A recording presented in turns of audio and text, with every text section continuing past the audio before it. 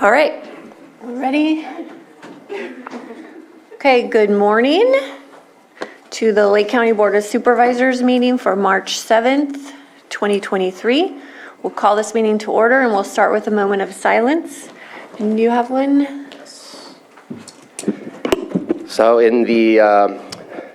believe in the city of Clear Lake, Richard Rodriguez, met him when I was working over at the community college. He was in culinary arts class, just a really happy-go-lucky gentleman that really lightened up the room every time he was there. Unfortunately, just heard of his passing over the weekend, and just want us to hold him in our hearts and prayers, and think of his family and friends who are experiencing a loss. I also have a moment of silence. I have a moment of silence for baby Anaya Rose Rivera. The Middletown Rancheria lost, had a loss on Friday or Saturday morning, so I want to give a moment of silence for the Rivera family for the Middletown Rancheria.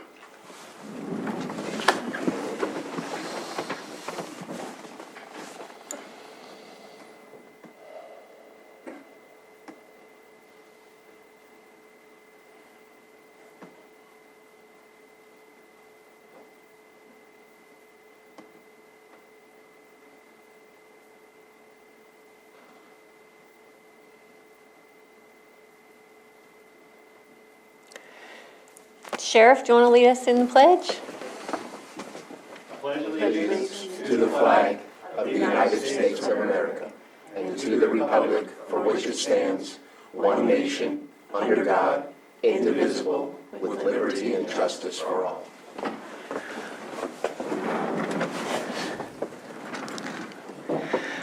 And consideration of extra items not appearing on the posted agenda.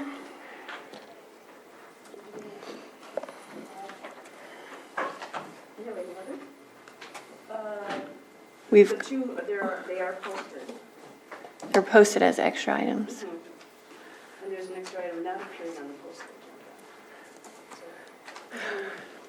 So should we start with 4.1? Okay. Okay, 4.1, are we pulling that one? Yes, thank you, Madam Chair. Okay. We would like to move this to the 314 agenda for further discussion. Okay, and 4.2, extra item, consideration of extra item, and B, consideration to hold special meeting in March 2023 to interview county council candidates in closed session and select a date. Yes, does the board wish to consider this item? Based on the information within the memo, it seems that this came up after the posting of the agenda and needs our action prior to the next posting of the agenda.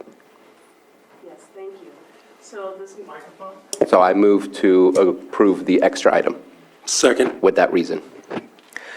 Any public comment? I am not online. Apologize.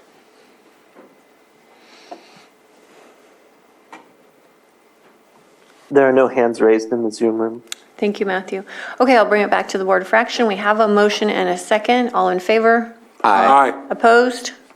Okay, motion passes. And is there a third item?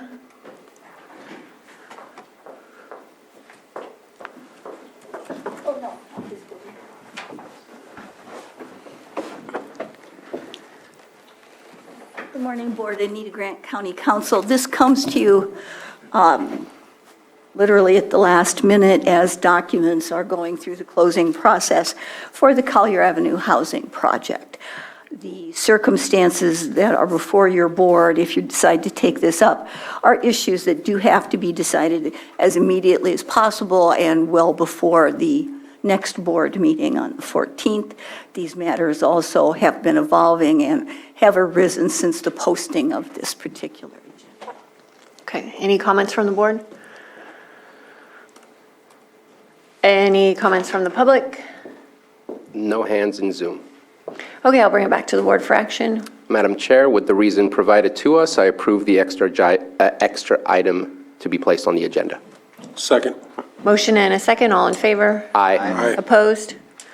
Okay. Thank you.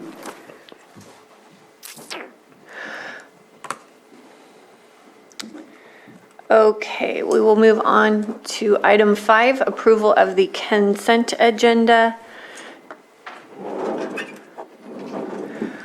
Madam Are- Ch- Yes, sorry. go ahead. Madam Chair, I need to pull item 5.1 just for some Clean up. cleanup, some wordsmithing, I guess, in the beginning, and also to change, so I'll just leave it at that. I need to pull those items to discuss here with the board, please. Okay, Supervisor Crandall? Yes, I'd like to pull 5.3 for a couple of corrections. Okay, and Supervisor Spatier? I'd like to pull item 5.6, 5.10, and 5.18. I believe 5.18 will be on a future agenda. Is that correct, Sheriff? Yes. Okay, thank you. You said 5. Is 518 the only one that we're pulling for, and the rest of them we'll be discussing? I believe so. Okay. Okay. Anything from the public? I see no hands in Zoom. Okay, we'll bring it back to the board for action. Whoever wants to do this fun one? Madam Chair, I move to approve from the consent agenda 5.2, 5.4, 5.5, 5.7 through 5.9, and 5.11 through 5.17. Second? Okay, motion and a second, all in favor? Aye. Opposed? Okay, motion passes. We're at 6.1, 9:06, public input. If anyone in the chambers or on Zoom room, in the Zoom room, can state your name and have 3 minutes. There is a hand from Greta Zeit. Okay.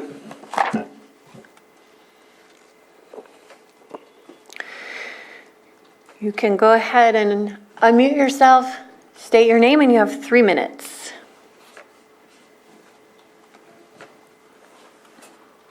Hi, sorry about that, I was muted. I am a business owner in Middletown and have been very concerned about the lack of high-speed internet service. I spoke with Mike Thompson's office about money coming from the Build Back Better bill that was passed in the Congress, and they said that they would be happy to proceed as soon as they get a plan from the county supervisors. Has the county supervisors made such a plan, and do you plan on doing so? Okay, thank you. Can you give your name for the record, please? Greta Zeit. Right, okay. This is public input. At this time, we can't engage in a conversation, but your supervisor is here. I will reach out to you later this evening, Greta, and give you the update. Okay, thank you. No further hands in Zoom. Okay, we'll move on to 6.2, our 907 item, presentation of proclamation designating the month of Go. the month of March 2023 as American Red Cross Month in Lake County. Supervisor Green.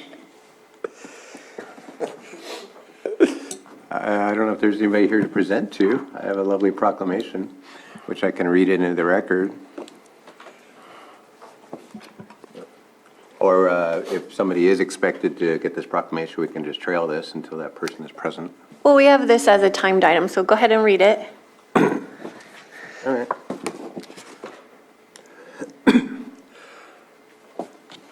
Proclamation of the Board of Supervisors, County of Lake, designating the month of March 2023 as American Red Cross Month in Lake County. Whereas during American Red Cross Month in March, we celebrate the humanitarian spirit of Lake County and reaffirm our commitment to help ensure no one faces a crisis alone. And whereas caring for one another is at the heart of our community and exemplified by the people of Lake County, whose simple acts of kindness through the Red Cross provide help and hope in people's most difficult moments. continuing the life-saving legacy of Clara Barton, who founded the Red Cross more than 140 years ago to prevent and alleviate human suffering. And whereas every day these ordinary individuals lend a helping hand to make an extraordinary difference for neighbors in need, whether it's providing emergency shelter, food, and comfort for families displaced by home fires and other disasters, supporting military members and veterans, along with their families and caregivers through the unique challenges of service, using vital skills like first aid and CPR to help others survive medical emergencies, or delivering international humanitarian aid and reconnecting loved ones separated by crises around the world. And whereas their support, volunteerism, and generous donations are critical to our community's resilience, we hereby recognize this month of March in honor of all those who fulfill Clara Barton's noble words, "You must never think of anything except the need and how to meet it," and ask everyone to join in this commitment. And now, therefore, be it resolved that the Lake County Board of Supervisors hereby proclaims March 2023 as Red Cross Month and encourage all citizens of Lake County to reach out and support its humanitarian mission. Passed and adopted this 7th day of March 2023. Thank you, Supervisor Green. In our county, we rely so heavily on volunteers, and the Red Cross are the individuals in our community that always show up, except in the case of last week when they were all snowed in Grass Valley. And we kind of had to figure out how we go at it without our Red Cross volunteers. So that was a big moment for us to understand how much we rely on them. I've been an event-based volunteer several times during our disasters, and the teams that mobilize and come in and perform at such a high level for our communities is always astounding. So I'm really grateful for their support. If anyone is interested in going through the training to become a Red Cross volunteer, you can reach out to me directly and I can connect you to the local people in our organization. Anyone else? We have a hand up from Crystal Marketan, our Director of the Social Services. Great. Good morning. While I did not know this was on the agenda this morning, I can't let it go by without voicing our appreciation. Also, the Department of Social Services is a primary county responder for sheltering, but we could not do that alone, and we do appreciate the Red Cross every year in the summer, and this year also in their partnership with the recent warming centers. So again, I just really appreciate all of the Red Cross personnel that work here in Lake County and the volunteers as well. Thank you. Thank you. Have any other hands? No other hands up in Zoom. Supervisor Crandall? What? Your pen. Oh, sorry. That's from earlier. Sorry. Go ahead. Yeah, you know, I would also too, just to like to thank the Red Cross. Also, Crystal Department of Social Services, the Sheriff's Department, everybody comes together. Obviously, today is to honor the Red Cross. They do step up. I know that each and every one of us from the tribal governments that do open up shelters have had training and agreements with the Red Cross so we can work together to help our communities. But I want to thank everybody who does that, you know, throughout the tragedy or the disasters when they are happening. So, but the Red Cross is a great organization here in Lake County that really steps up to help with those facilities being run. And you have a tremendous volunteer in your household. Yes. Supervisor Sabatier. I just think they are a piece in the puzzle. It takes a lot of folks and agencies to do the work that we all need to have accomplished during our emergencies. And Red Cross is one of those incredible agencies that comes through again and again to provide the services that we need when we are the most vulnerable, and appreciate their services.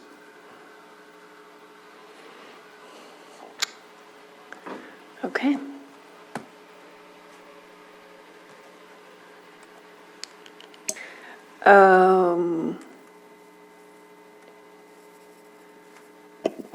So I have a message about someone wanting to join the meeting at 10 o'clock to speak about Red Cross Month.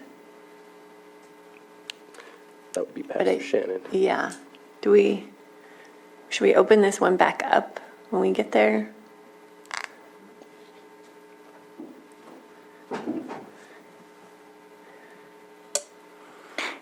Your board can certainly decide to open up again for further comment in the future, later in the meeting, if you wish to. Okay. So if she wants to let us know when she's available, I'm happy to open this back up for her comments. Okay, we will move on to 6.3, our 915 item, consideration of letter requesting a change to federal law regarding Medicaid inmate exclusion policy. Supervisor Sabatier. Thank you very much.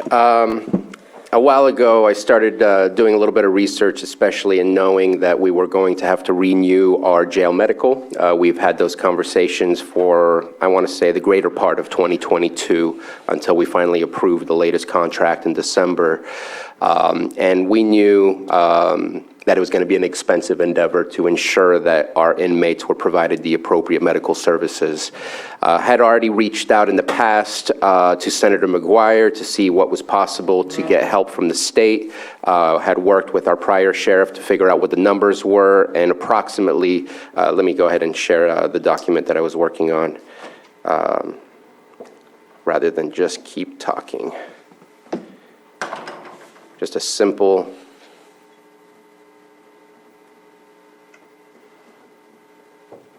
slideshow here. So what the letter talks about is MIEP, Medicaid Inmate Exclusion Policy. What it says here is that inmates in public institutions are excluded from Medicaid. This is in quotes at the bottom, any such payments with respect to care or services for any individuals. I can't read the rest, it's underneath. An individual who is an inmate of a public institution, and prior to that, it talks about how any other medical care or remedial care does not include the following. And so inmates are excluded based on a 1965 law that was passed. That is ancient history as far as laws that are created, and nothing has changed since then. I had spoke with Senator McGuire about helping us because I knew that we were increasing our costs in jail medical. And approximately in 2010, the cost was $1 million. In 2022, when we approved the final contract, it was approximately $4.5 million. That's 450% increase in just about 12 years. That is a huge increase, and as we all know, healthcare continuously grows, is a major part of our overall economy, and it's difficult to keep figuring out how we're going to afford it. And just to remind the board, the majority of the $4.5 million comes from general funds. And so I decided to try to figure out how is it that we can change how things are working so that we can get some reimbursements. There is zero reimbursements based on that 1965 Social Security Act law. We cannot get reimbursed for the care we do unless an inmate goes into a jail, into a hospital facility and is admitted. Admitted is a key word because you don't always get admitted right away in a hospital facility, and you're admitted for 24 hours, then your Medicaid can go ahead and kick in and cover the costs. Some of the issues that we're seeing in our jail is due to Brown versus Plata. Not sure if you all remember, but our Supreme Court made a decision that our jails offered a cruel and unusual punishment to our inmates because of overpopulation. And so the aim of that court case was to reduce our jail population as we've been seeing the outcome of. And one major point in the Supreme Court case identified a lackluster medical care being offered in our prisons. And sorry, I said reduced jail population, I meant prison population in there. I apologize for the wrong word. But we're seeing a change in our jails. We used to be limited mostly to 365 days or less. Now we're seeing folks with longer than 1 year's worth of sentencing that are in our jail, which means that we are coping with the needs of the inmates' medical care a whole lot more than before. And this places extra burden on us to ensure that we meet our mandates, and I agree with those mandates. We should take care of the folks that are in our custody. But it's becoming more and more expensive. CalAIM has changed some of these things a little bit. 90 days prior to release, Medicaid can now be reactivated. However, this is mainly to set up their release for continuity and follow-up to ensure that we reduce recidivism. This is not to say that we're going to provide all the medical care in the world to ensure that they're perfectly healthy as they leave. And in fact, there's very limited medical care services that are allowable under CalAIM. Again, this is mainly made to connect folks with the right agencies and the right facilities in order to continue to get care. And in speaking with the Sheriff's Department and our captain of the jail, currently it's believed that the impacts on savings to the county will be negligible as far as CalAIM goes and what it offers to our inmates. So there's two requests that are being made in the letter, which if the board chooses to change those requests, we can. The first request is to match what NACO, the National Association of Counties, is asking for. It's one of their main projects that they're working on, is to change it so that those who are in pretrial, that are pretrial inmates, continue to be covered by Medicaid. Right now, if you are in our jail facility, no matter if you're convicted or not, you are still considered an inmate. Therefore, that law pauses or strips the inmate individual of their Medicaid coverage. That is what NACO is looking to do, and I think we should definitely, at the very least, match that request. But I've expanded it, and I'm asking to request that all inmates be covered by Medicaid. I feel this is a very this is an ancient law that doesn't follow what it is that we're attempting to get accomplished here, not just in Lake County, not just in the state of California, but in the United States, which is to ensure that everybody has health insurance to cover them, to ensure a certain level of quality of life, and to now we have the deserving poor, because Medicaid typically covers those who are low income and poor. And now we also have still the undeserving poor, meaning you don't get to have access to medical coverage. This is a very strange situation to still have in the 21st century. I think that we should request both, not just what NACO is asking for. And hopefully what this does for us, it doesn't change the contracts that we have with Jail Medical, but it will change the fact that we can get reimbursed for the care that is provided. And so I do want to make a huge thanks to Matthew Rothstein. I drafted a letter and had it reviewed. Actually, I want to thank Crystal Marketan. I want to thank both our prior sheriff, Brian Martin, and our current sheriff, Rob Howe. I want to thank Jonathan Portney. They all reviewed the letter and provided some feedback, but Matthew Rothstein really took the letter and made it a much better document for us to submit, which a much more succinct request and ask on there. And so you have the letter in the attachments, you've had the chance to review it, and open for discussion or questions if there are any. Well, obviously, this is a problem that's been compounding over time, but what was the original justification for this? Do you know? I mean, it's a completely different time, obviously, but does it? To be honest, I don't know the original justification. I can see it as a way to save money, but maybe it was a little bit more than just that. Okay. And maybe one of the folks that I worked with can provide some better insight as to how we got there in the first place with the MIEP. I don't think we have to put a lot of effort into it. I was just curious if anybody knew. Any other comments from the board? Any public input or comments from staff?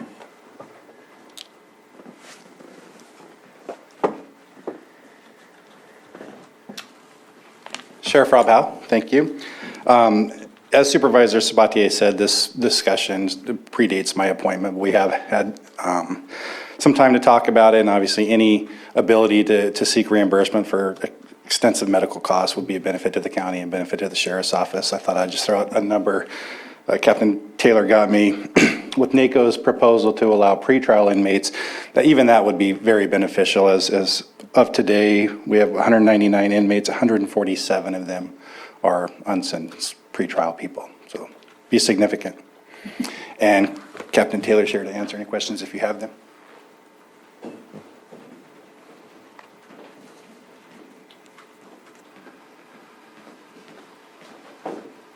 Good morning, Board.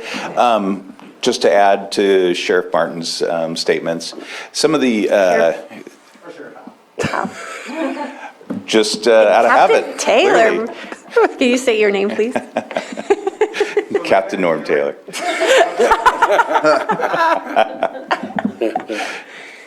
I wanted to include some information about the people that are held in the custody at the jail and their situations in regard to medical care. Oftentimes, people come into custody and are released a short period of time thereafter, after attending arraignment and some court processes. But because they may have had Medicare or Medicaid, that benefit is suspended immediately upon them coming into the jail. However, we don't have a way to unsuspend their benefit. So then we release them back into the community without the benefit. So I think that gets repeated quite regularly, even with people that are sentenced. So we see it on both sides of that coin, because oftentimes the court process takes so long that when they appear in court and get sentenced, much of their time is already served, and they may only have a few more days left. So before we could actually communicate with social services, implement CalAIM protocol, and get them re-enrolled, they're released and back without any benefits. So that's certainly a consideration in this whole situation. And the population that are not Lake County residents? I haven't looked at that, quite honestly. The large majority are Lake County residents. Okay. Any other questions? Oh, Supervisor Green? Yeah, a couple questions. One, thank you, Supervisor Sabatier, for bringing this forward. Certainly supporting the letter, but it raises some questions like if we don't get federal funding to get into more of a Medi-Cal reimbursement mode. This goes back to realignment and the Supreme Court ruling, and it's like if the state can't run prison populations and medical care to keep their constitutional rights happy, and it's going to stay in the county's realm, I certainly think we should try to get Medi-Cal and Medicaid fixed. But barring that, what are the constraints we're facing with right now, in terms of the quality of medical care we're able to offer? And maybe a question for Crystal, if she's still watching. MISP, are there non-Medi-Cal, non-Medicaid programs that are available for reimbursement, or are they likewise precluded from that because they're inmates, because they're in custody? So definitely it'd be nice if the feds would step up. I'm not going to hold my breath on that. So it raises the question of whether the state has any other bright ideas, having dumped this basically on us through realignment. And everything has come down to rain on us now, whether it's indigent defense or medical services in our jails. So is there anything other than Medicaid and Medi-Cal that can be brought to bear as financial resources to help provide services to our inmates? In response to that, I don't know about the other programs. Looks like Crystal's available, but there's no doubt that we're realizing increased costs from realignment that maybe 10 years ago we didn't realize would be as heavy for us, but they just get larger and larger, and they compound as we continue to house inmates for extended periods. Director Marketing? Good morning again. I'd just like to start by saying we definitely support this request. We realize that it would be a big system change. But I do have our resident expert here, Rachel Dillman, who I would like to pass it to kind of explain more. Sure. Yeah, we absolutely, like Crystal said, we do support this effort. There are some ways in which Medi-Cal can currently serve inmates. For instance, if an individual has Medi-Cal, when they enter the jail, we don't discontinue their benefits. We suspend their benefits until they are released. So they would have those benefits upon release. Some of the latest data shows about 70% of our inmates in Lake County Jail do have Medi-Cal when they enter the jail. So that is suspended and then reinstated upon release. But that's upon release. That's not during their incarceration. As Supervisor Sabatier said, the only program that's available during incarceration is the Medi-Cal inmate eligibility program, which requires an overnight stay at the hospital where they're admitted. And then if the individual is eligible, Medi-Cal can pick up the cost. And then also the CalAIM program, the 90-day pre-release enrollment is actually starting in 2024. Right now, what we can do is enroll people upon their release, not prior to their release. So it would be great if we could do more for their inmates. I certainly support that. And if anybody has any questions about Medi-Cal, I'd be happy to try and address them.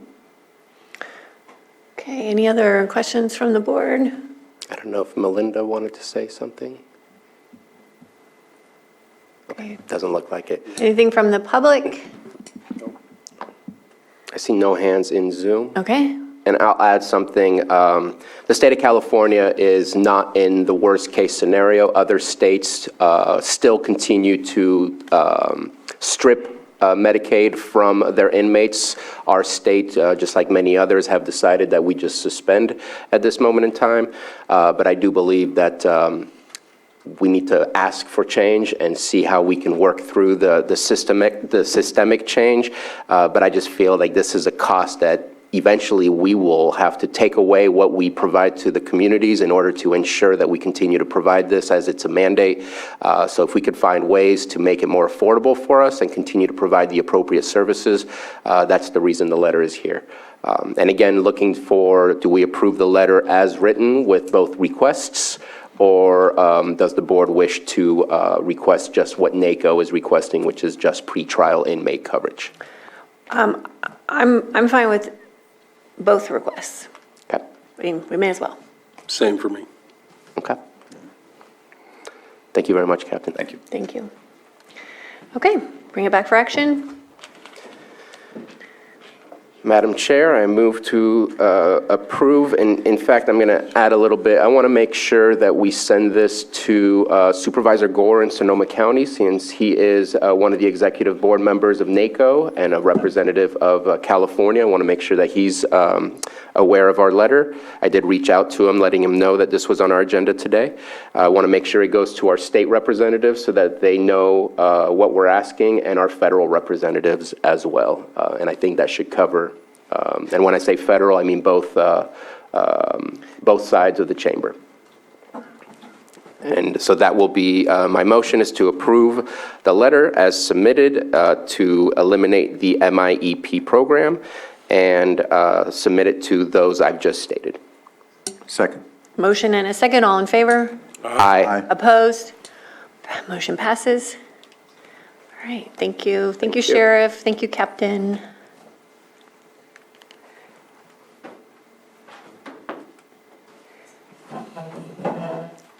Our next item, 7.2, review of Lake County Continuum of Care Coordinated Entry System Policy, Behavioral Health Services. We have Director Metcalf. Yes, good morning, Madam Chair. Members of the board, Todd Metcalf, Director of Behavioral Health Services. Thank you for letting us present this item. So the Lake County Housing Continuum of Care requested this item come before your board pretty much to explain more about the Continuum of Care's policy around its coordinated entry system policy. The coordinated entry system is designed to streamline access to services for individuals experiencing homelessness. There are others here in Zoom I see that can help me explain this a little bit more, but that's kind of the 30,000-foot overview. But I see Scott Abbott and Melissa Koffer here. Maybe they might want to add a little bit more to that. Sure. Let me explain a little bit what coordinated entry is. Coordinated entry is a requirement that HUD is placed upon all the continuum of cares across the country.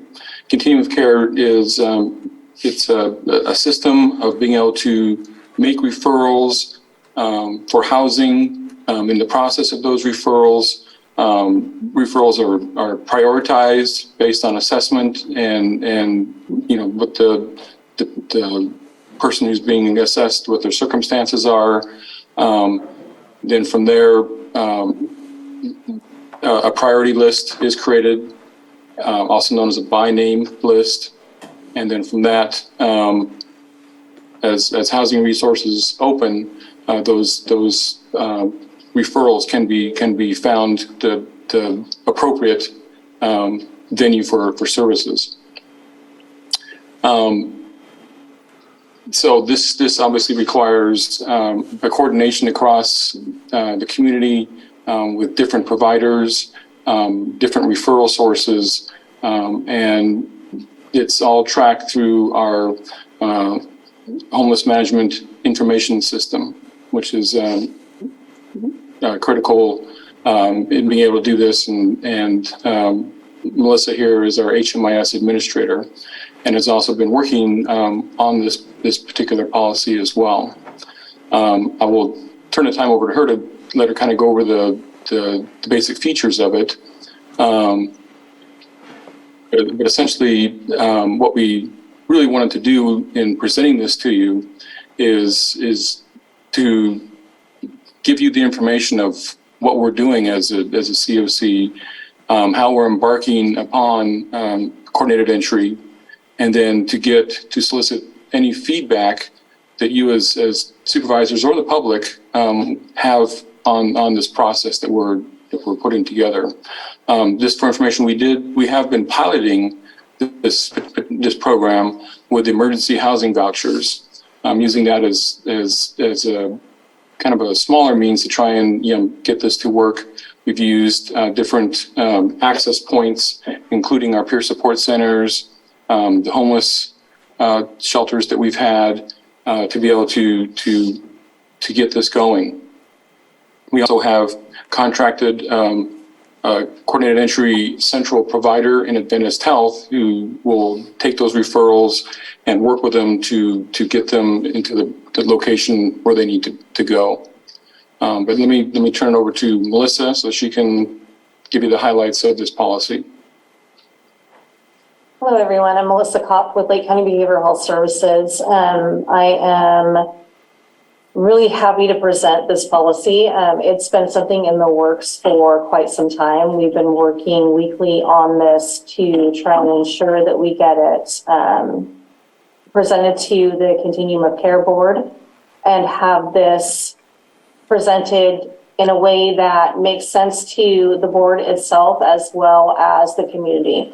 A lot of the information in the policy revolves around how coordinated entry works, who is responsible for certain processes within the coordinated entry system. And a lot of this ends up revolving around the task flow through HMIS, the Homeless Management Information System, as well as the coordinated entry operator. And the biggest purpose in the policy is really just to kind of get down to the details in how the process will end up working and the roles and responsibilities for the continuum of care, the HMIS system, Homeless Management Information System, as well as the providers within the community. A lot of the policy also revolves around, as Scott was mentioning, the vulnerability assessment. Anybody who ends up going to an access point to be entered into the coordinated entry system will end up having the vulnerability assessment to ensure where they end up falling on the prioritization list. And the whole purpose of the coordinated entry system really is to take those who are most vulnerable and get them into the required or the needed services that they have within the Homeless Management Information System. And sometimes that may be that they end up being referred immediately to a housing navigator to ensure that they end up finding adequate housing that's safe and sustainable. Other times it may be that they're at risk of losing their housing, so then they end up with support services through the coordinated entry system. With the combination that we have with the Pathways Hub, it ends up putting a unique twist on it because we're able to provide more wraparound services for anybody within the homeless management systems of care. And really give them more of an opportunity to be able to attain sustainable housing and meet all of the the other needs that they end up having that keep them sustainably housed. So within this policy, it really goes into and dives into a lot of the responsibilities with the coordinated entry operator, which is Adventist Health for the Pathways Hub, and the responsibilities revolving around the continuum of care, and the coordination that we all have throughout the county to ensure that we're meeting the needs of our homeless population.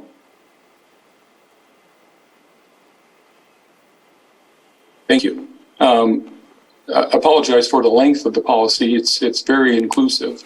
We tried to put, include as much as we could in there. We built this through a committee within the COC, the HMIS Coordinated Entry Committee built it, and plus we received a lot of consultation from our HUD technical assistance service provider, and also another consultant who has a lot of experience in creating HMIS and coordinated entry systems. And so as a result of that, we have a rather large but also very inclusive policy. As I mentioned, the general idea is to solicit any feedback that you might have. We provide this information, any feedback you have, and then from here, the plan is for once the feedback has been given, is that we will adopt this policy by the end of the month. Additionally, at the end of the month, we will start doing some systematic training of the policy, and to fully get the coordinated entry system fully operational. Thank you, Melissa and Scott. Appreciate that. Supervisor Sabatier? No, thank you for bringing that to us. Quick question. It says here, talks a lot about training for those that want to be access points. Training here I'm reading under the professional development program. The COC will provide training opportunities at least annually to organizations and or staff people at organizations that serve at access points. And so that to me sounds logical, that we want to make sure that if somebody wants to be an access point, that they're trained appropriately so that we can get the right information. But do you have an outreach in the sense of making sure that those that are out and about in our community, which can be anything from our law enforcement to all the way down to maybe our faith organizations that have access to the community and know what people are going through, do they have like a quick and easy type of like business card or information guide that they might be able to hand out to ensure that people can reach an access point? Just because I know I've seen, at least at the jail, there used to be like a quick index card that they would be given upon release of all the services that are available. I just want to make sure that this is also a simple process to connecting people to the access points, because that's the important part. If we can get them to the access points, then things can happen. But if they are talking to individuals who are not quite certain where those access points are, then we may have lost and somebody may have fallen through the cracks. Marketing the coordinated entry system is definitely one of our goals to have. Having cards like that, I think, is a really good idea. I see Melissa writing that down. So anything that we can do, I think, to get the word out about this. Our committee, HMIS Coordinated Entry Committee, has talked about how to do some more marketing to get the word out about this. It is going to be extremely important to be able to make sure that people know about this system, so that they can make those referrals for people that they come across. Thank you. Supervisor Crandall? Yeah, I had two questions, but the other one was answered after reading through it a little more. But the only question I have is under race category. It doesn't have a Latinx representation. Is there a reason why, or I think it's on page, oops, went too far. 3.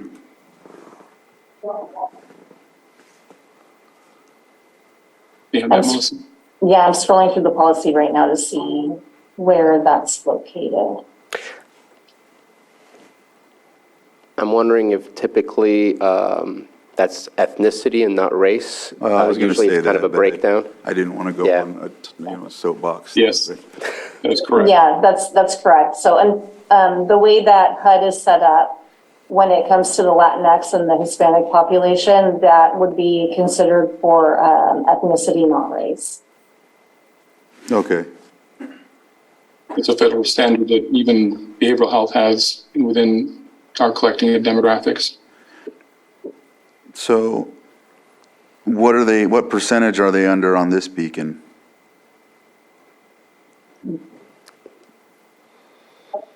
It could be a combination. A lot of the individuals that we have surveyed throughout the county within the homeless systems of care, they, the way that we end up wording the question whenever the race question comes up is, which of these races do you identify with most? And the majority of them either choose between being white or indigenous. So it's probably a combination of the two of those. All right. Is that something that the state requires, or is that just something we thought of in these policies? I'm not sure if it's something that the state requires. It's something that we've kind of just started doing here in Lake County to try and ensure that we're being sensitive to those that we're interviewing or questioning or surveying what their demographics are. All right. I'm not Latinx. However, if I was Latinx, I would look at this and wonder where I'm at. So that's just my Well, thing. sometimes there's a follow-up question, Hispanic and non-Hispanic. Right. Right.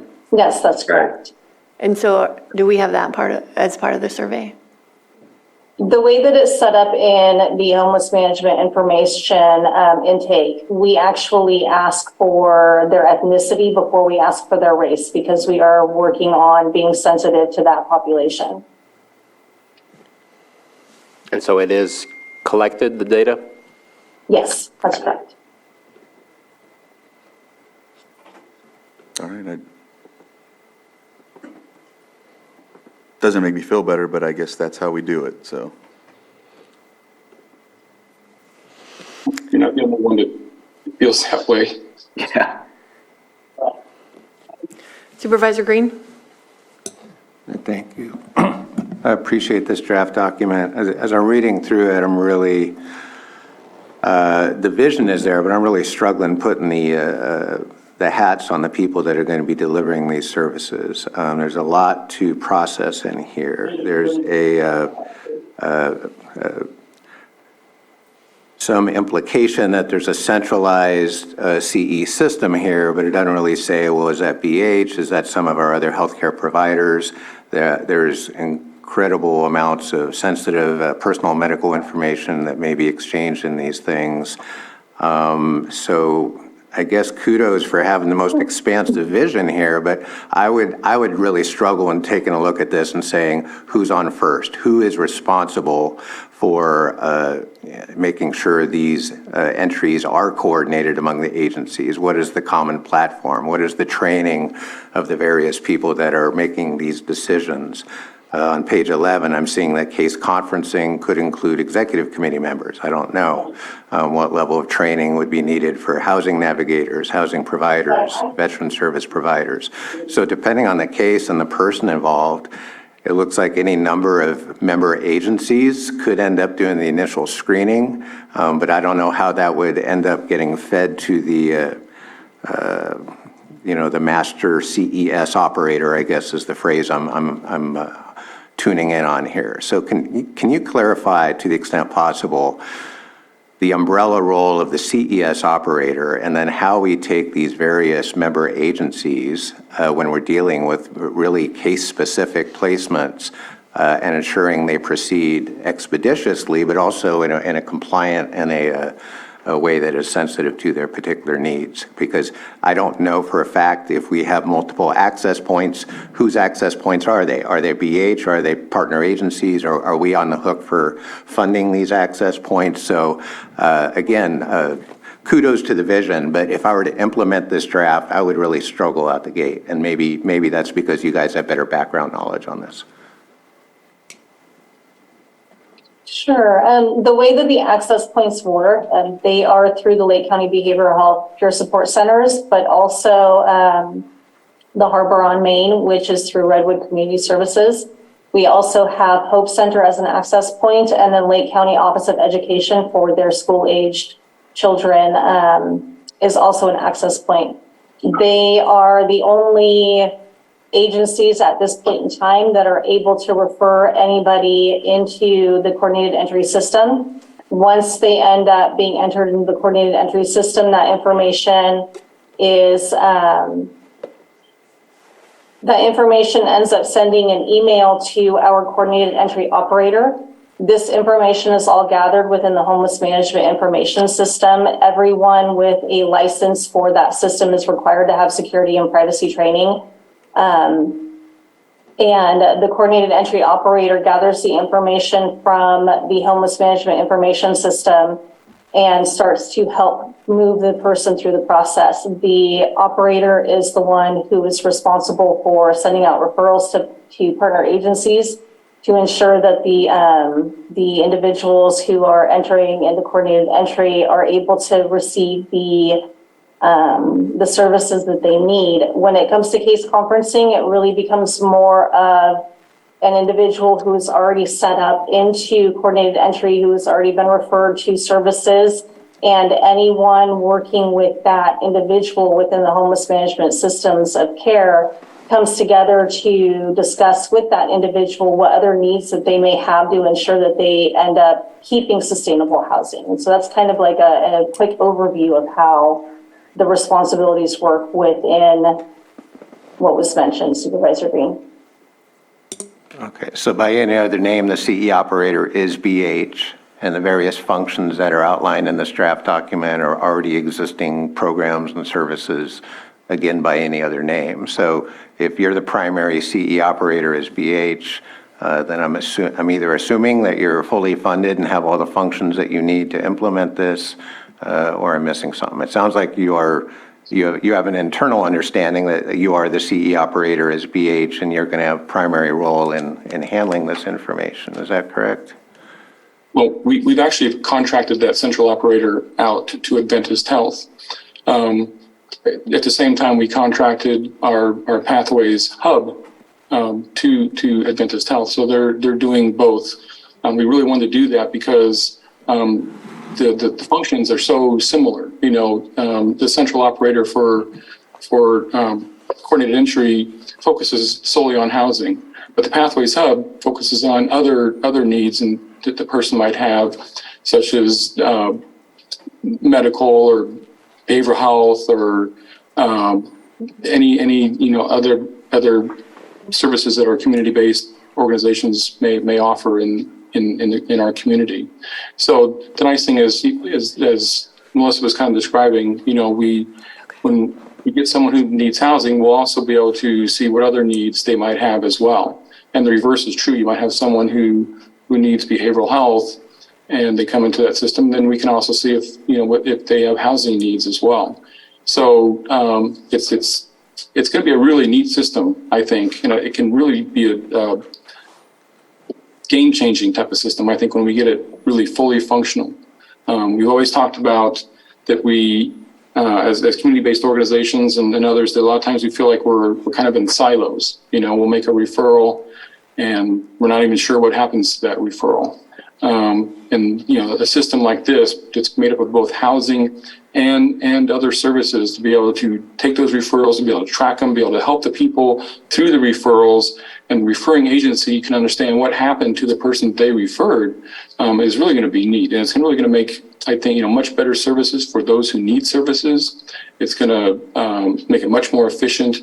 So it's, I know we weren't originally supposed to talk about the Pathways Hub. We plan to do that on a different presentation, but they are tied together, and it's for a really good reason. And I'm sure some of you might remember me talking about it before, but it's a system And it's just now getting fully off the ground, both aspects of it. Okay. Any other comment? Oh, Yeah, just one more, and I don't mean to harp on it, but I think I understand this better now. So with the categories that I was talking about earlier, it's recorded through the HMIS system, and so your policies are just matching how they ask you to, okay, I just figured that out, sorry.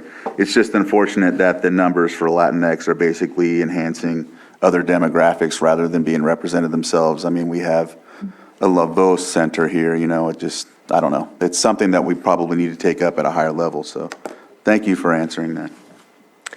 Supervisor Sabatier. And I think we can make a request out of that because the information is collected. If we can find out what that information is, so we can go ahead and dissect a little further what the race category is as far as ethnicity, then that would help us better understand what the client record really is versus just what we've been provided here. So if it's possible to make that available to us so that we have that and we can be transparent about that information, it's already there, and so that would be provided.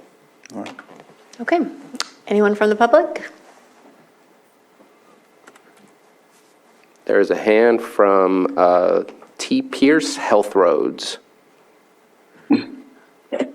Hi, everybody. You know who it is. State your name, please, and you have 3 minutes. I'm sorry. My name is Teddy Pierce. I actually drafted the policy that you're talking about, and I just wanted to clarify a few points for the board. First of all, in regard to race and ethnicity, those are two separate data elements that come through the HUD data manual, and those are easy to compile. The reason I only put the race values in was because I was comparing to National Census Tract data, and that didn't call that out. So that's a very easy thing to drop in at any one time. It's also found every year on your point in time count results. HUD separates that on the PIT count. And the second thing I was going to say is, this is a North Star kind of document. This is looking at perfection with all the resources and the flows. Any community that does coordinated entry starts and puts an iterative process in place so they improve as they go along. Folks have been doing this EHV flow for about 1.5 years now, and it's worked very well. And I think a lot of the training is set and secure. So this isn't brand new to Lake County. This is just a build out of something that's already been going on. So I just wanted to allay any fears about how difficult this might be. It will grow over time. And I just wanted everybody to feel confidence in that. Thank you.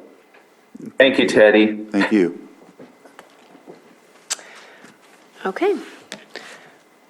We'll bring it back to the board if there's no further. No further hands in Zoom.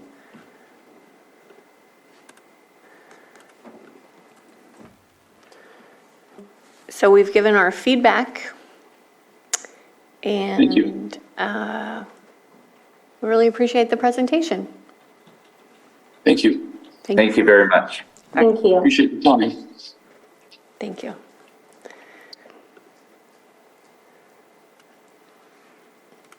Okay, we will move on to item 7.3. Consideration, I'm sorry. Reopen? It is 10 o'clock on the dot. Okay, you're right. We will reopen item 6.2 if that is what the board would like. Yes. Any public comment? Bring it back to the board for action? Since there was no action taken for 6.2 and it was just a presentation, do we need a motion? No, there's no action to be taken here, so I don't. We just can open it? Reopening public comment. Okay, we'll reopen public comment for 6.2. I'll motion to open it, just in case. Just in Okay, case. just in case. All in favor? Aye. Opposed? Okay, we'll reopen. Problem solved. 6.2, our presentation designating the month of March 2023 as American Red Cross Month in Lake County. And we did have a presentation read earlier by Supervisor Green, and we have representatives from the Red Cross right now. So if you'd like to come up and give your comments, we have 3 minutes, and you can give your name. Thank you. I'm Shannon Kimball-Oth with the American Red Cross, and we don't have a formal presentation that we would like to make, simply to say that we appreciate your proclamation and the work that we are able to do to partner together to serve our most vulnerable populations and citizens in time of disaster. If you have any questions, I would be happy to answer them, however. Does the board have any questions? Supervisor Sabatier? Not a question, but since I have the opportunity, I'll say that there is something that we typically flies under the radar. Large disasters, obvious, they're there, we all experience it. But the individual family house fires, I think that a lot of times we forget how important Red Cross is in providing the services to get those people housed and try to get them back on their feet as quickly as possible. And I know that that's happened quite a lot throughout our county, and I appreciate it every single time that it occurs, because it seems to be, from my perspective, an automatic, smooth-flowing thing. From your perspective, maybe a little different, but the appreciation is immense for that type of work. It's not just the large disasters, it's the small ones that individual families and individuals also go through. So, very thankful for that. Thank you, Supervisor. Is that all? We sang the praise earlier. We missed you singing our praise. I apologize. We did not know to be here at what time. Well, thank you for making the time and coming. Thank you. Would you like to make us a comment? Oh, what? I just want to say thank you. I would like to invite, Gabby is my co-worker with the American Red Cross, and she has responded to the house fires. Unlike myself, I work only in disaster, so it may be that she could add something. Thank you, everyone, for having us here today. My name is Gabriela Perez Albarracin. I do appreciate you all letting us be here. I am a transplant to Lake County, but I am growing really fond of this place in less than a month, thanks to the warmth of all the people that I've been meeting here. And we actually respond every 8 minutes to home fires, and that is our main priority, to attend to those families, vulnerable individuals, and this is a big disaster for them every time it happens. So I appreciate you mentioning it and actually giving it the importance it needs. Thank you for having us. Thank you so much. Thank you. Thank you. All right, if there's nothing else, then we'll close this item back up. And now we can go on to item 7.3. Consideration of the following advisory board appointments with the Cobb Municipal Advisory Council. And we have Fish and Wildlife Advisory Committee. For the Cobb Area Council, Darlene Warner was elected at the January meeting to serve on the council, and we wanted to wait to appoint her until we had heard from the council itself, and so they have spoken, and I'm more than happy if someone wants to make the motion to appoint her. But I will ask anybody if there's public comment on this item. No comments in Zoom. We'll bring it back to the board then. Madam Chair, I'd like to move to appoint Darlene Warner to the Cobb Area Council. Second. Okay, motion and a second. All in favor? Aye. Opposed? Great, thank you. We have 3 applicants for the Fish and Wildlife Committee. And as we all know, this has been a difficult committee to seat and make sure that there is a quorum so they can have meetings. We did have these 3. We have suggestions from staff on how to appoint them to different areas. So Nellie Dorn is interested in the agriculture seat. Michelle Scully is interested in land conservation because she does have, I think it's her master's in ecology. And then we were advised this morning that Andy Scully, who has put on his application that he is an avid hunter and fisher, could fill the role as Fish and Wildlife Conservation. So those are the recommendations from staff. I would just like to open it up for board discussion on how everyone feels about those possible seats.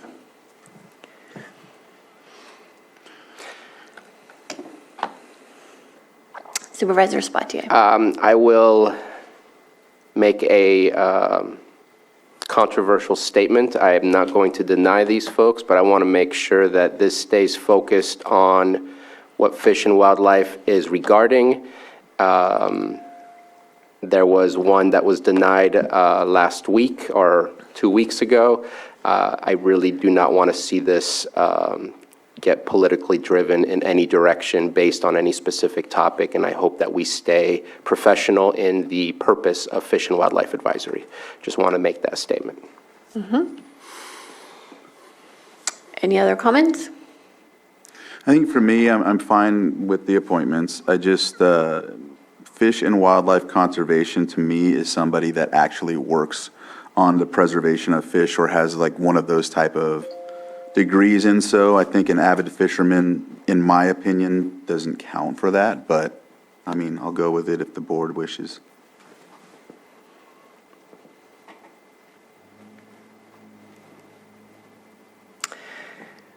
I agree with you. And we can open it up for the public. Is there a position for the general public though in that district? There- Maybe that can, It says general public, one from each district. And I know that the District 5 seat is filled. And I know the District 4 seat is someone who's been active with the committee for many years, but Johanna, has he been reappointed?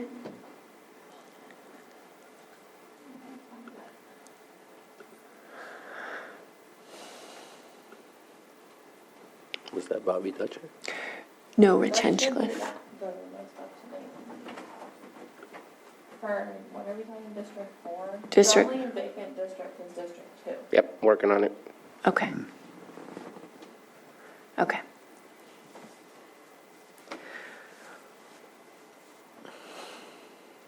So then we would be looking at 2 seats for, be looking at the 2 applicants, Nellie Dorn and Andy Scully, for the ag seat. If we wanted to keep the seat open for Fish and Wildlife Conservation, if we have someone that is employed in that field. right, yeah, I would be comfortable with that. Yeah. Unless others aren't. Like, I see Supervisor Green. Well, I mean, if we want to, what we have in hand versus speculate what could come in later, if there was concern over the seats, I would suggest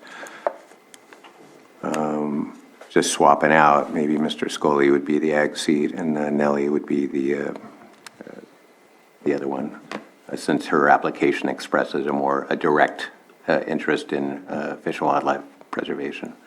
So I think just based on the face of the applications, if there's concern, I would just swap them out, I think. And Andy would be fine for ag and Nellie would be fine for the other seat.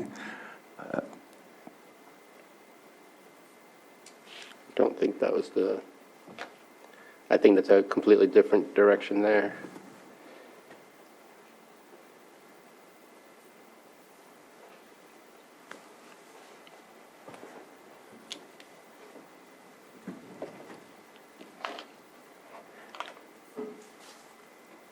Yeah, because I think it says she has an interest in preserving native fish and wildlife. But I'm not seeing. Rather than the experience of Yeah. or being a part of. I see. Yeah. I'm in favor of what was proposed by Supervisor Crandall, looking at, just to kind of split it up so we don't have, I'm assuming they're related, but Nellie Dorn for ag and Michelle Scully for land conservation, I think is kind of where I'm leaning at this moment in time for those 2 positions.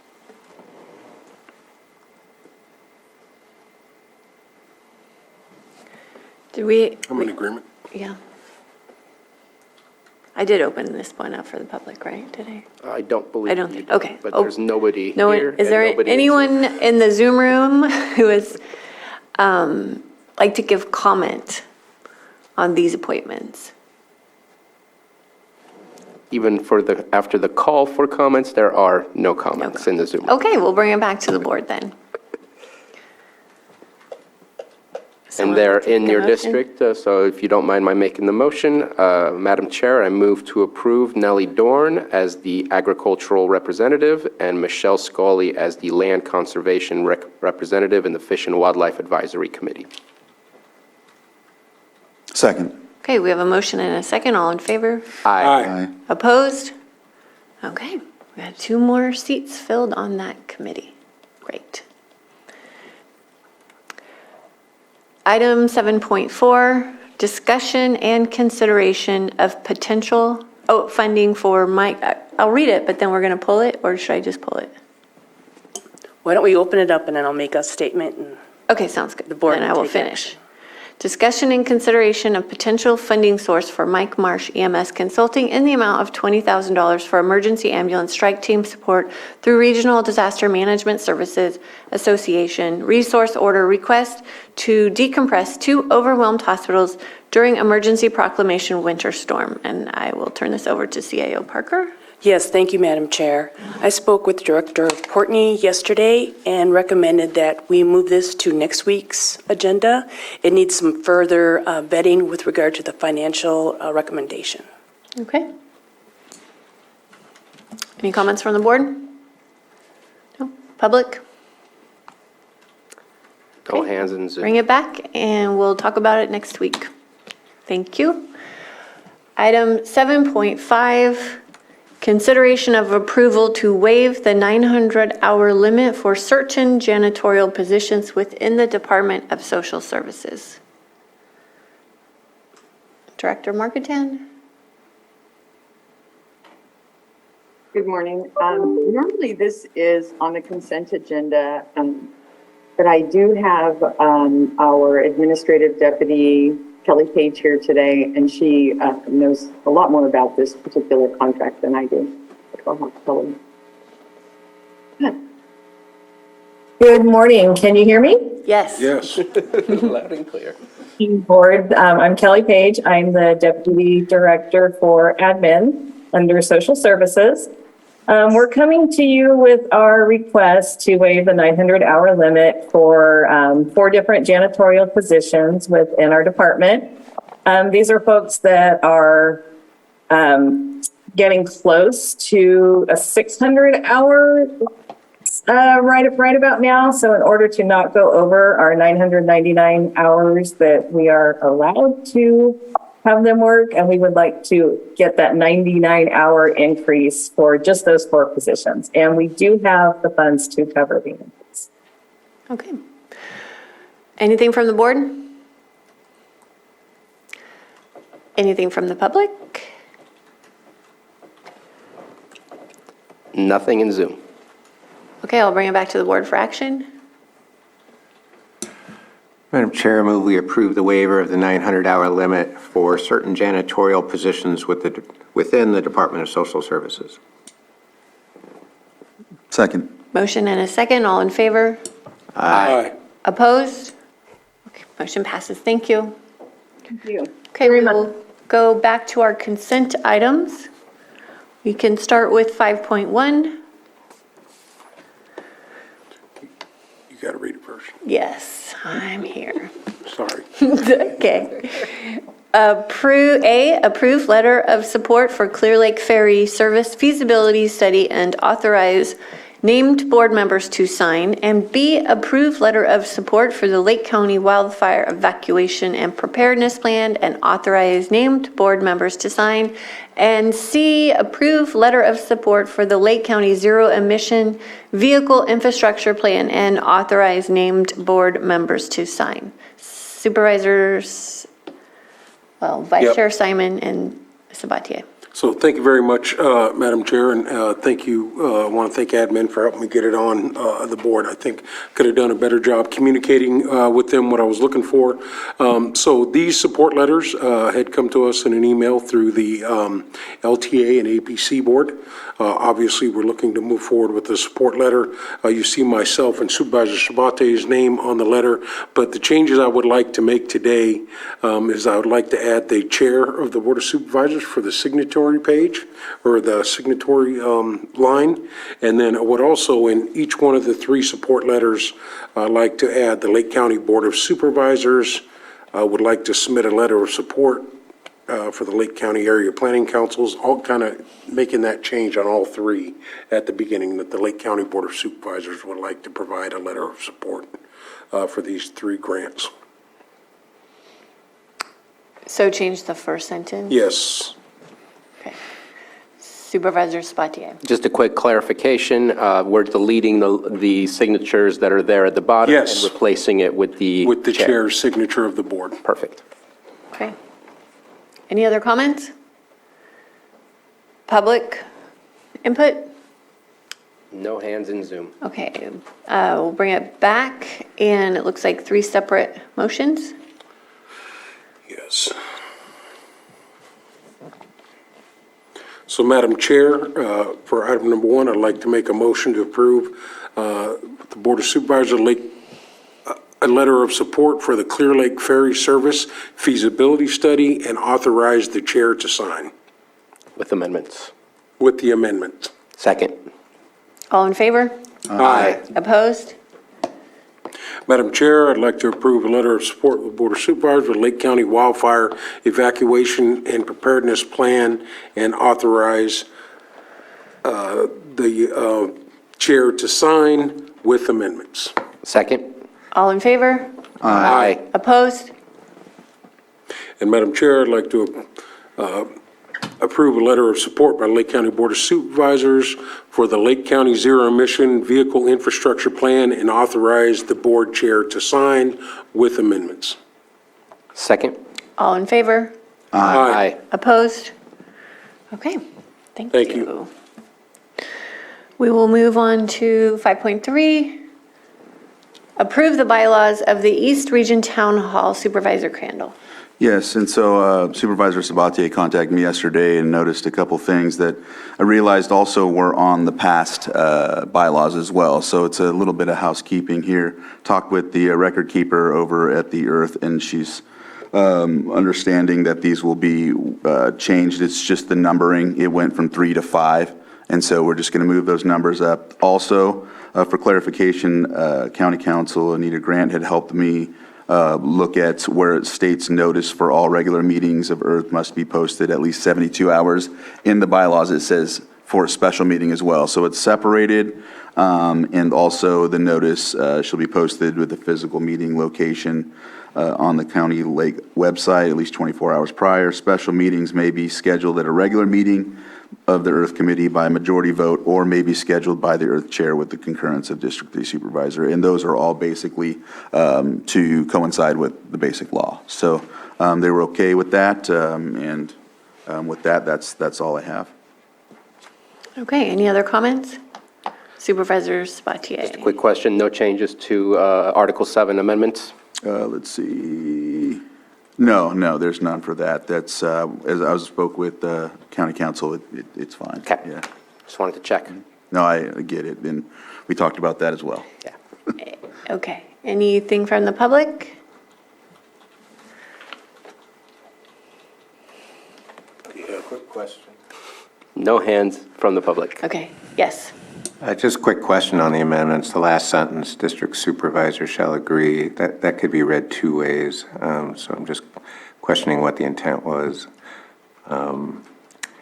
Meaning whatever Earth comes up with as a proposal, the district supervisor is bound to agree to, or that the district supervisor in essence has veto rights and basically has to sign off on the amendment that the committee. Well, we would have to, I have to agree to bring it here, but we can, as a board, say, no, right? Mm-hmm.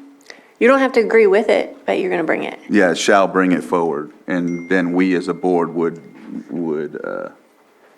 is that how it goes? I just didn't know how to read that sentence. I'm sorry. That's how I thought it was. But if they wrote that in the bylaws, then I'd have the opportunity, but it's not written in there.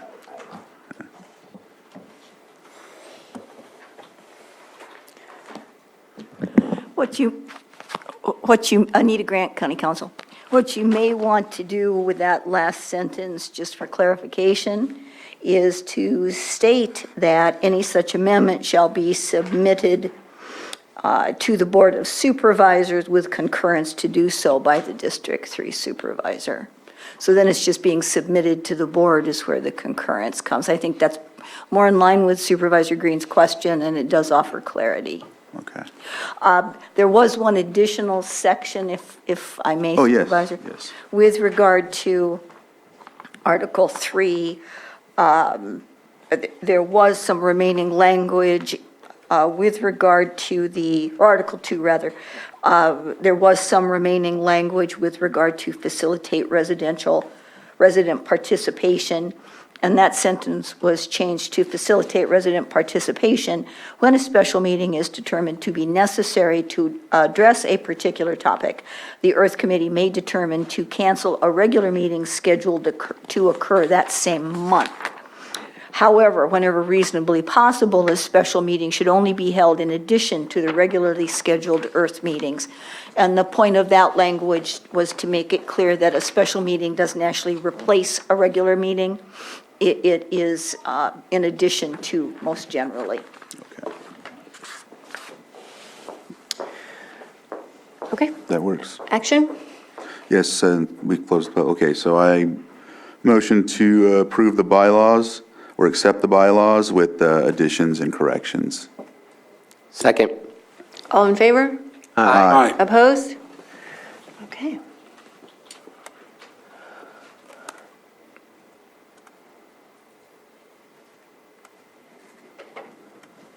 Five, six. Yeah. Okay, 5.6, approve data sharing agreement between Partnership Health Plan of California and County of Lake Behavioral Health Services and authorize the Behavioral Health Director to sign. Supervisor Sabatier? And so I received an email saying that my question was cleared. I had a lingering question that I needed a response to. And so I do not have any more issues with 5.6. My issue was just to make sure that this had gone before the COC. That way the county is not approving something that the COC has not approved, since this is on behalf of the COC that we are doing so. And so I received an email saying that that had been accomplished and ready to move forward. Okay, any comments from the board? Anybody from the public? I see no hands in the Zoom room. Okay, bring it back for action. There's Scott right there. I don't know if that matters. I'm ready to take action. Okay. I think he's got his questions answered, so we'll just take action if that's okay with you. Oh, we're one with that. That's great. Figured you would be. Okay. Madam Chair, I move to approve the data sharing agreement between Partnership Health Plan of California and the County of Lake Behavioral Health Services and authorize the Behavioral Health Director to sign. Second. All in favor? Aye. Aye. Opposed? Okay, motion passes. We will move on to 5.10.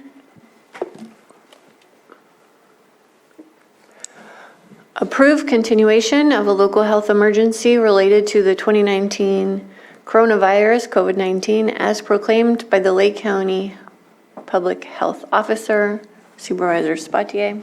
And this has been brought up multiple times, and we said we were waiting for February 28th to pass on through. That has occurred. The emergency at the state level is gone. And from all other conversations, if we keep the 5.14, which is continuation of a local emergency due to COVID-19 under the OES, that reimbursements can continue, and always looking to diminish our emergencies rather than continue them if they're not needed. And so today, looking to let this one lapse and go through their 45 days, I think it is, or it was 30 days, I forget. But to basically conclude just like the state one. Do we have our PHO? I did send not the PHO, I did send Director Portney a text letting him know this item was coming out.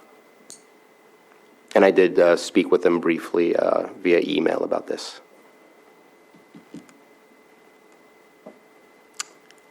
And are they here? Yeah, good morning, board. Okay. I can't really give recommendations either way, since the public health officer determination, and technically we have an interim, more of a medical advisor. So I'm not sure if this is at board's discretion or if a PHO has to rescind. I think that was hold up last time based on my conversations with other counties and discussion with the board. So I would imagine that would be to your discretion how to delegate the rescinding of the emergency proclamation, since the PHO was directed to establish a proclamation. My best guess would be a health officer would have to rescind based on the data. Sorry, I couldn't be more helpful, but that's just the information I have. Thank you.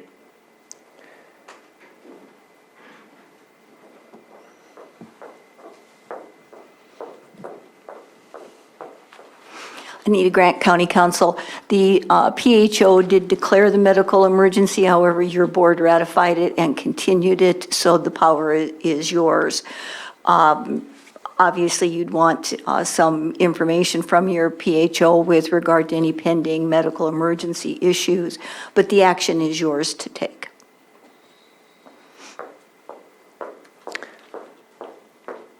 Supervisor Green? Not enough it'd be a PHO question, or right back to Director Portney, but the main purpose of this is to capture reimbursement for any ongoing expenses, and I guess what we would all want to hear is like we're not incurring any more hard cost responding to the local health emergency, and I would believe that would probably be accurate, but I don't want to state that or assume that mistakenly. So do we have any information from admin or health services, or just what the status is of any potential outstanding claims that we would lose out on reimbursement if we took this out today? Go ahead, yeah. Thank you. We do have the other one from OES, but Yes, thank you. What I recommend, because I can't answer those questions either, is that I reach out to the PHO and have those answers prepared for next week. okay. Supervisor Sabatier? I think that the conversation, and this is a conversation that I've had in the past, it'd be good to get a review on that same conversation, but it's to check in with our auditor controller as well, since that's where reimbursements go through. But without a state emergency, I would suspect that we cannot incur any further costs that will be reimbursed in the future. We only can get reimbursed for costs that have already been incurred. And so I'm comfortable with moving forward, but we'll see how the rest of the board feels. Yeah, if we can hear from the PHO and the auditor and bring it back next week, I'm good with that. Anyone else? I'm fine with that. Okay. Yeah, I'm okay with that. Okay. Then last we have 518. A, approve mortuary services agreement between the County of Lake and Chapel of the Lakes. What? Just a quick point of order. If we don't approve or does... Oh, right, and sorry. it runs out of time, does it automatically expire? Do we have time for next, do we need a I don't know when the last time was. The last time we did this was February 7th. Okay, so we have to do it. Okay. We are at 38. Sorry. Motion? Do we have a action on this then? For, Oh, you're talking about the 5.10? Yeah, yeah, Do we have to open it back up? yeah. no action was taken. No action was taken, so we'll open 510 back up. Yes, sorry. It doesn't actually matter if there's action taken on the item. It is the opening it back up or the reconsideration that's the action, and that's what justifies the need for a motion. Okay, Oh, I need a grant, County Council. thanks. Okay, a motion to reopen 5.10. So moved. Second. Is there any public comment on that? No hands. Okay, all in favor? Aye. Aye. Opposed? Okay. Well, reopening, approve the continuation of a local health emergency related to the 2019 coronavirus COVID-19 as proclaimed by the Lake County Public Health Officer.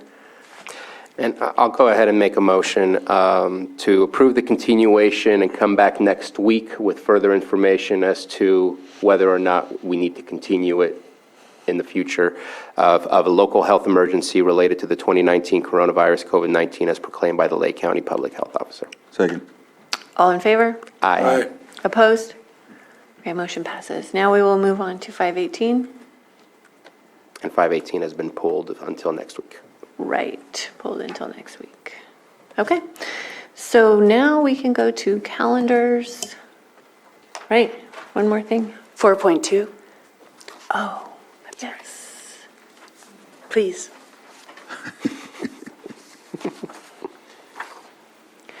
Okay, item, Calendars for that. yeah, we'll do calendars after our extra items. 4.2, consideration of extra agenda item, and B, consideration to hold special meetings in March 2023 to interview county council candidates in closed session and select a date.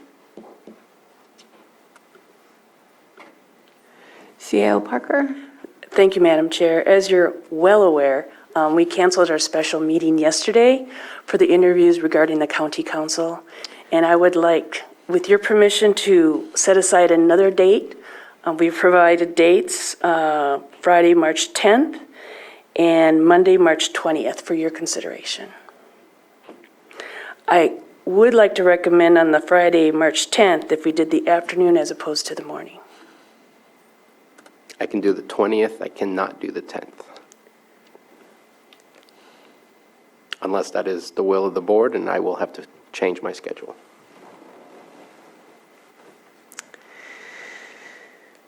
The 10th, I can do the 10th. What time? You said afternoon? On the 10th, yes, I would recommend the 1 to 5 p.m. I can do that. And you said on the 20th, Supervisor Sabatier, I can make the 20th happen too. Either way, I have something in the morning, but if we do afternoon, if we have to do morning, I can do morning. Like you said, I'll make it work. What about down here? Yeah, I can, Friday the 10th, I can make it to 1 to 5, and then obviously, on the second one, we already said the 17th, right, where we set that aside, so we're covered Yes, on that? Okay. yeah, the 17th still stands. Okay. Okay. I have a couple things I can move from the afternoon of the 10th. I feel like we should probably try and get it done this week, if you can make it work. Okay. So this Friday afternoon from 1 to 5, and then keep the 17th if we need it. Okay. Any comments from the public? No hands in Zoom. Okay, bring it back to the board. Madam Chair, I move to approve a special meeting on March 10th, Friday, March 10th, 2023, 1 to 5 p.m. Is that correct, the time? 1 to 5, yes. 1 to 5 p.m. for the purpose of interviewing for county council. Second? All in favor? Aye. Aye. Opposed? Okay. And the next extra item be 4.3. And I'm not exactly sure. Oh, let me read it. Okay. Thank you. Closed session. Oh, did I hand you the wrong one? Did you hand it to them? Oh, sorry. No, I gave it. This is the, do I just read the subject? The necessity for the extra closed session item? Oh, you know, it's got the wrong title for the extra item. Just please delete closed session.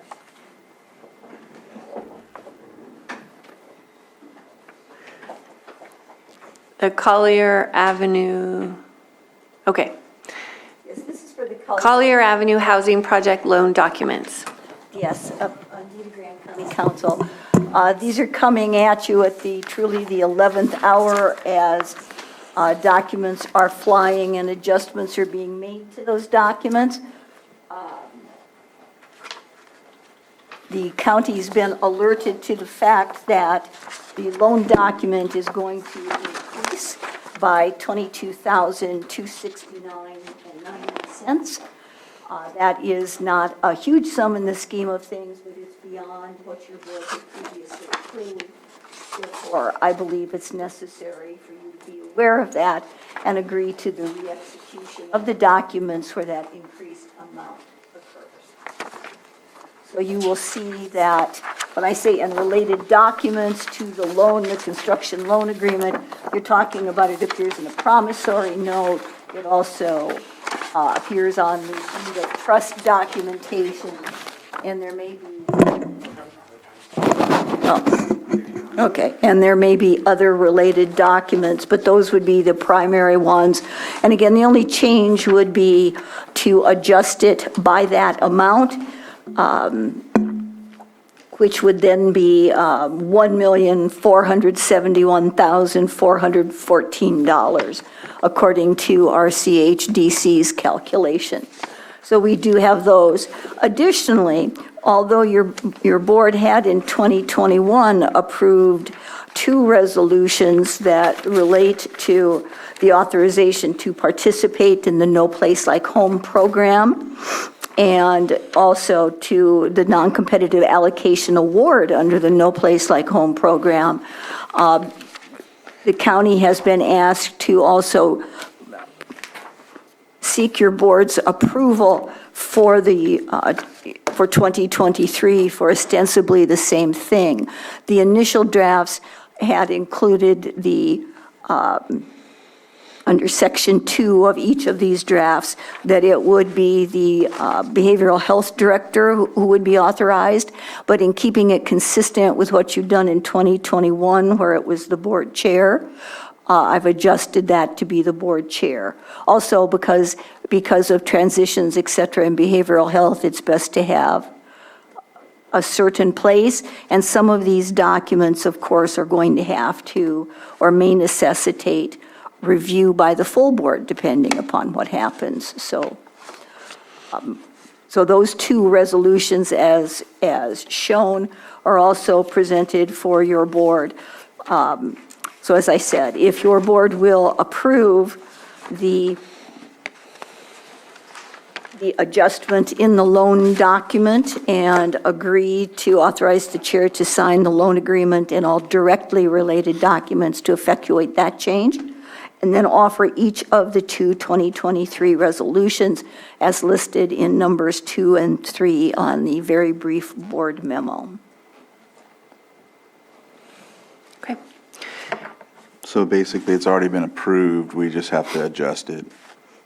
Your board's previously signed all the loan documents, but that was at a different amount, and it just didn't seem appropriate to me to switch in a number, so it's come back to you to approve. Okay. Any other comments? Anything from the public? Oh, Supervisor Sabatier? Yeah, just a question. The sections underneath the now therefore be it resolved, are any of those sections new to these documents that were not available on the previous resolutions for the prior years? No, not to my knowledge. So I'm not, I guess want to have a conversation. I don't know if behavioral health is here. But we are committing to 20 years of supportive services available to No Place Like Home tenants, and will coordinate the provision of or referral to other services.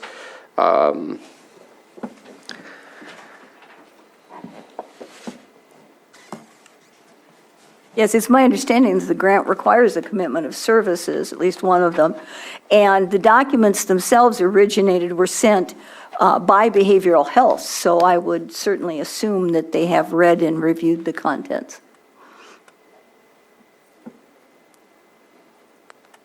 I'm just thinking, what does 20 years from now look like? And those services will be vastly different than what this might say. I'm feeling like or similar services or I don't know. I guess we could always amend it when things change. Well, if your board has questions about the resolutions, I think those points are taken. In the scheme of what's necessary for the closing, which is occurring now, the loan documents have to be re-signed. So I would suggest, the 2021 resolutions were already approved by your board for these same purposes, so there may not be, if you want to get more information, your board could determine that to offer the resolutions for 2023 contingent upon their urgency to the closing. And so if they're not, as it turns out to be urgent, then they can come back to you next week. But the loan amount absolutely does have to be corrected today if your board wishes to move forward. Yeah, and I have no problems with dealing with the loan amounts. This is all, with this new level of information, I have questions. Certainly. For behavioral health on what does it mean to commit for 20 years to something that I will say it's not an easy way to provide those services already. We strive to do our best. So I'm not against it. I have some question marks.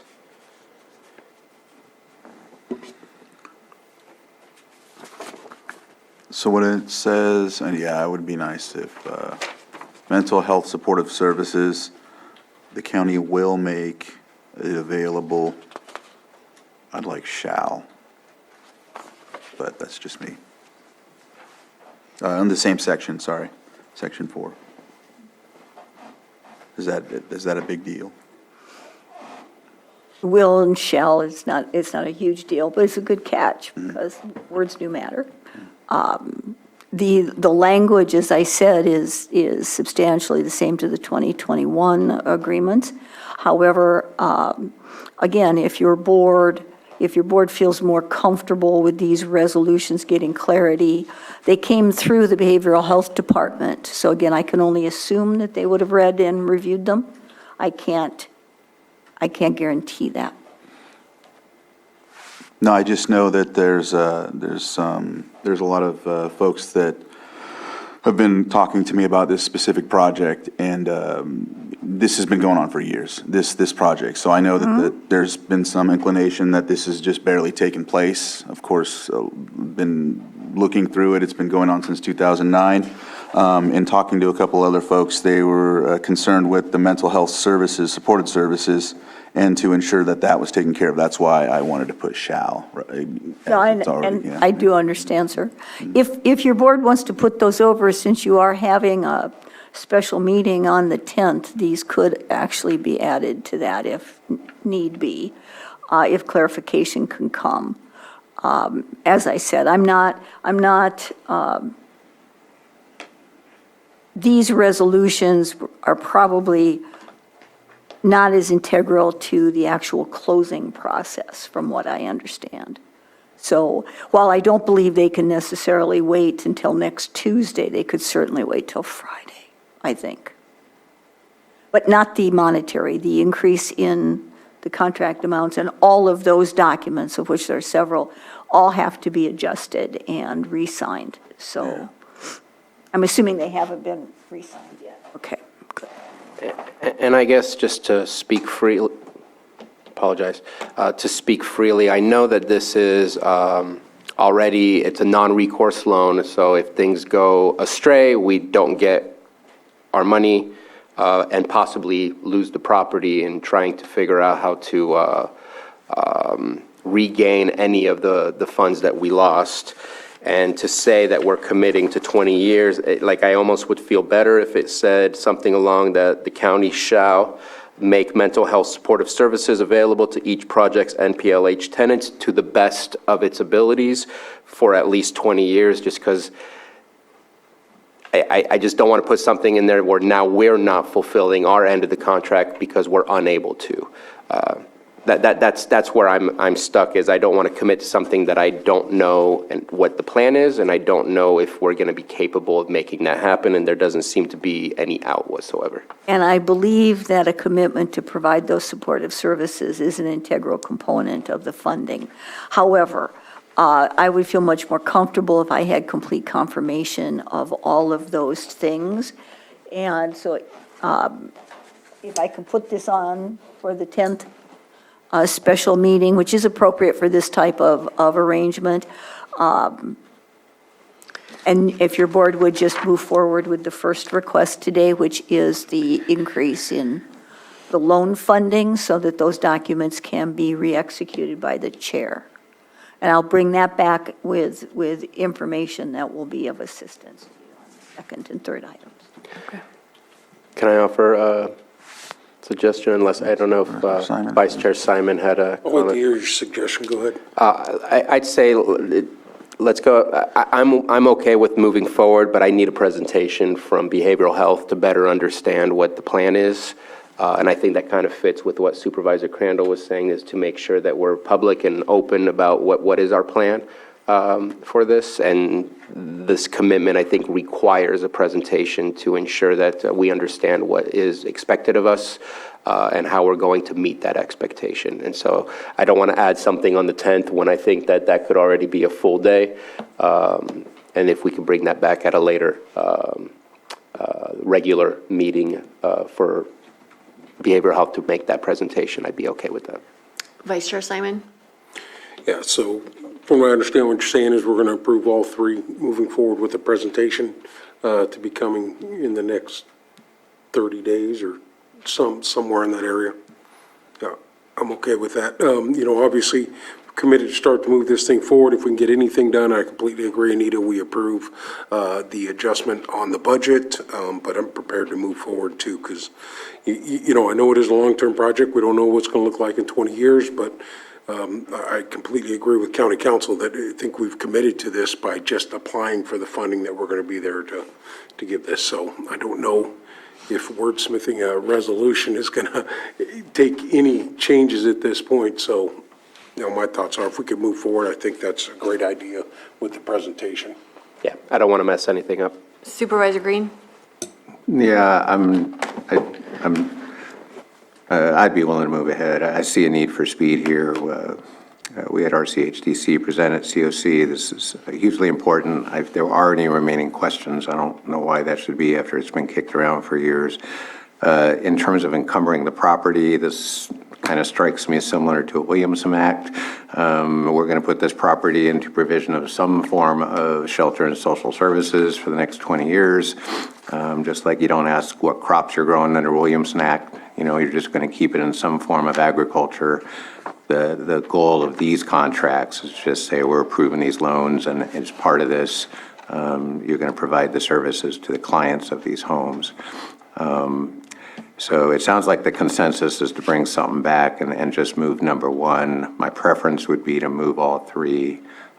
This is going to be a living document. There's going to be any number of opportunities that this board and COC will be able to revisit the scope of services provided at this facility. But right now, I just want to signal very clearly that this is an important project and we should move forward with all due haste, notwithstanding any outstanding concerns about the long-term operations there. Well, my plan is to move forward with all three today, and I think that's what Supervisor Sabatier had suggested also. So moving forward with the project sounds like we have a consensus on that, so go from there. Thank you, Board. Then you have a motion and then two resolutions to be offered if your board determines to take action on all three today. Okay. Do we have anyone in the Zoom room? No hands in the Zoom room. Okay. Action?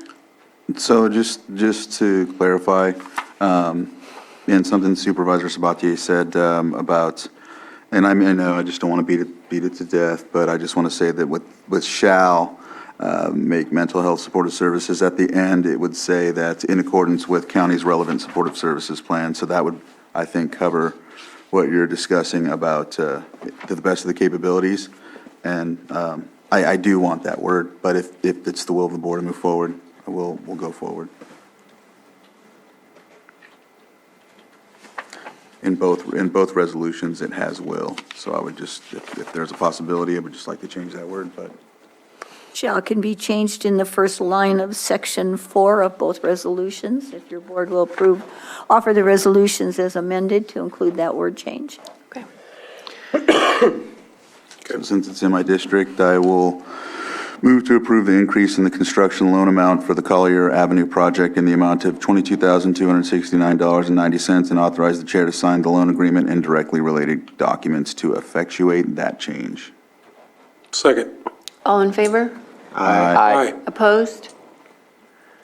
I offer the resolution of the Lake County Board of Supervisors authorizing to participate in the No Place Like Home program, competitive allocation with correction. Second.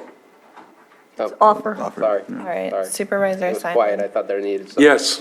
Supervisor Sabatier. Aye. Supervisor Crandall. Aye. Supervisor Green. Aye. And Supervisor Pyska. Yes. I offer the 2023 resolution of the Lake County Board of Supervisors authorizing acceptance of the County of Lake non-competitive allocation award under the No Place Like Home program with amendments. All right, Supervisor Simon. Yes. Supervisor Sabatier. Aye. Supervisor Crandall. Aye. Supervisor Green. Aye. And Supervisor Pyska. Yes. Thank you, board. Thank you. Okay, that's all of our items except calendars, so we'll move on to calendars now. Who would like to start? I'll go ahead and start. I'll go ahead. All right. So, finishing up the meeting today, there is a Lower Lake Action Committee meeting this evening. I don't think I'll be attending that, taking care of some, family matters at the tribe. On Wednesday, I see there is agenda review in the morning. I think I'll try and attend that one. We can do that by Zoom, right? We do that on Zoom? Excellent. I think I'll be doing that. Don't have anything in the afternoon on the calendar, but Thursday seems to really be filling up. South Deal Committee meeting, and we also have the Geothermal Advisory Committee meeting on Thursday. And then in the morning with the CAO, and then the afternoon, obviously, we'll be here in board chambers for interviews. This weekend, I have a couple of, just personal engagements we'll be here in Lake County. And then on the 13th, just some constituents meeting. I will be following up with the public comment today to get her the information on where the county is going. We are, and so I will follow up with Greta, Backyard Gardens, which is a great B&B down in South Lake County. She's a great communicator and, offers a great service for our area. Last Thursday, I attended a Realtors, Lake County Realtors meeting at the new Greenview, the Hidden Valley. There was about 60 participants, just to talk about, kind of the current status of housing in Lake County. I kind of gave them the information. We've got a lot of new faces, here at the county, since I last stood in front of them, which was quite a while ago, 3 or 4 years ago. Talked about our economic development position that we'll be adding to the administration office, also looking at long-term focus on housing, which they were definitely interested in. And they really did, bring up some good points. One thing, we talk about housing, we talk about low-income housing, we talk about housing needs, but they really wanted to engage down the road to talk about our housing for our government employees, our educators, all of those things. And I know we're thinking about those things, but hopefully we can really focus on that moving forward. And also have the Middletown Area Town Hall is Thursday evening. Talked a little bit about with them too, the fire hazard zones, which will be coming up here on our board. We're going to be drafting a letter for everyone to personally participate in that, fill the form out, get it out there, get your voice heard as we move forward with that. Some interesting topics came up. Obviously, they were very interested in the Pillsbury, the lake not coming down. I told them the county Supervisor Sabatier, and we've made our stance known where Lake County stands on that issue. If they had any questions, they could reach out to you guys directly. But We don't want to see that dam go anywhere. Bottom line, I think I can probably get some calls, but anyway, that's our stance, and it's the right stance at this point. So, I thought that was a good meeting. Obviously, I got to stand in that new Greenview building that was there, so that's what I have. I would also just like to, once again, we had more snow, more things going out there. All of our workers, from our first responders to all special district, to everybody who has to work through all those issues. I want to thank you very much. And once again, to our community members, because I know there are folks that needed help and neighbors helping neighbors. You hear about that all throughout the community, whether it's shoveling a senior's driveway to get them out or making sure they're checked on. Multiple things that has happened across the county. And I also want to say, be prepared for what's coming up next. We've had the cold weather. Now we have some pretty strong storms that are potentially being said they're coming into the area. So please be as safe as possible. Be prepared. Be prepared. If you got to run a generator, be prepared for that this weekend too, because there's a storm coming. Let's hope they're 50% wrong and we just get the rain we need. But let's be prepared for it and get stuff cleared that you need to get cleared. So that's all I have. Thank you.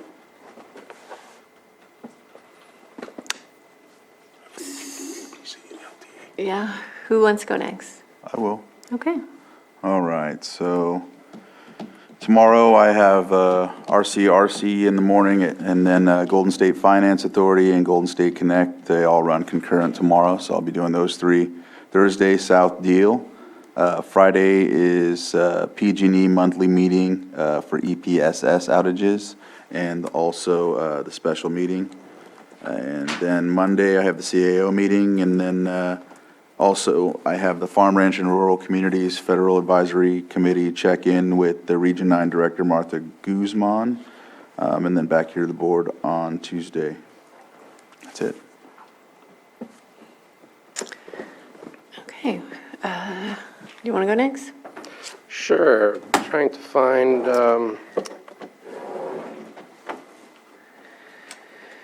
what I had just opened up.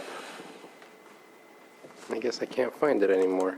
So I took part in a couple of CSAC meetings over the last week. One of the major things is they're very focused on homelessness and recognizing that while there have been many vast attempts at dealing with homelessness, that we are not getting the results that we are looking for. I believe it was in the 30s that Sacramento area has seen a 30% increase in homelessness, and every county is struggling. And so I took part in a CSAC Rural Caucus meeting just to get the rural perspective. We want to make sure that we are not being asked to do exactly what urban areas are being asked to, based on our capacity, based on the difference of numbers, but also recognize that our per capita numbers don't look much better, if not sometimes look a little bit worse than some of the urban areas, depending on where you look. And so those were good conversations. The new program that CSAC is looking to open up, it's called At Home, yet a new acronym to walk by. It stands for Accountability, Transparency, Housing, Outreach, Mitigation, and Economic Opportunity. We are working on some of those things. As Vice Chair Simon mentioned, housing, really looking forward to that division being bolstered and up and running so that we can see what can get done here locally. But to me, the most important is the mitigation. How do we prohibit, how do we mitigate the number of folks that end up being homeless? Because then it becomes a lot easier to help those that are homeless rather than this continuous stream of flowing populations that end up on the streets. And so next month, I believe it's April 11th and 12th. It might be 12th and 13th. I don't have it correct in my head. There's a, I guess, historic meeting that will be occurring in Sacramento where both League of Cities and CSAC will be coming together. So all cities and all counties to discuss this at-home program and policy and how best to unroll this plan so that we can get the benefits and successes that we're looking for from it. I believe that Chair Pyska will be there. I will be there. I haven't checked in to find out who from the cities will be there, but I will be finding that out just to kind of get an idea of what we should expect. At this point, no expectations other than more information, and we'll see what happens next. But there's definitely a push at this moment in time to make the impact that we have not yet seen be the impact that we all want to have. So that was a big part of last week. And I know Vice Chair Simon mentioned APC. I don't remember what we did in APC. I know we changed it where you were back in the executive committee. And I'm trying to think of... There wasn't a whole bunch more, just being prepared with the support letters that we approved today by the board. And it was a pretty... It was a quick meeting. Uneventful meeting, but an important meeting because, preparing to roll out those grants and other opportunities and continue to get the updates on the construction projects that are happening all throughout Lake County from Caltrans. So that was it. Okay.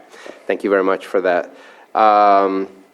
Also took part in a meeting to discuss potential names for the new middle school that will be opening up in the city of Clear Lake through Canocta Unified School District. Sat down with Vice Chair Simon for that one as well. Good discussion. We'll see what the board decides. And then let's go ahead and look at the upcoming week here. At this moment, my Wednesday and Thursday are not very full. I have some Hope Rising meetings. I have a Lake County Children's Council, which I get the invite, but I will double check to see because I don't think I'm the one that's on that committee, but we'll be also going to the school board meeting.